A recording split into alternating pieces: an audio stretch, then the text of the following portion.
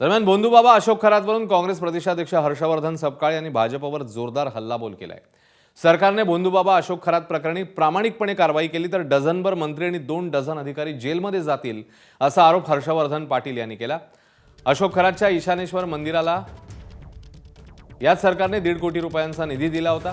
फडणवीसांच्या कार्यालयात त्यावेळी कार्यरत असणारे आणि आताचे म्हाडाचे अधिकारी मिलिंद बोरीकर यांचेही बाबाशी जवळचे संबंध आहेत। केंद्रीय गृहमंत्री अमित शाह यांचेही भोंदूसोबतचे फोटो समोर आले आहेत। मंत्री चंद्रकांत पाटील यांचेही या भोंदू खरातशी जवळचे संबंध होते।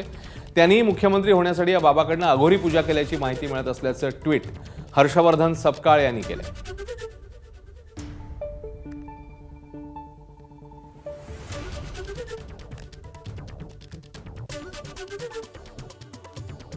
तर या ट्विटमध्ये हर्षवर्धन सपकाळ म्हणतात, खरात प्रकरणी कारवाई केली तर डझनभर मंत्री 2 डझन अधिकारी जेलमध्ये जातील।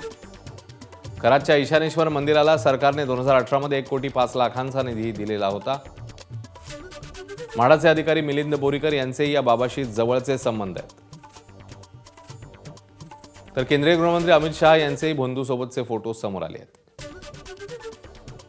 चंद्रकांत पाटलांचेही खरातशी जवळचे संबंध आहेत। मुख्यमंत्री होण्यासाठी त्यांनी अघोरी पूजा केल्याची माहिती आहे। तर फडणवीसांना मुख्यमंत्रीपदावरून हटवण्यासाठी खरातकडून अघोरी पूजा करण्यात आली असंही या ट्विटमध्ये म्हटलंय हर्षवर्धन सपकाळ यांनी। एबीपी माझा, उघडा डोळे बघा नीट।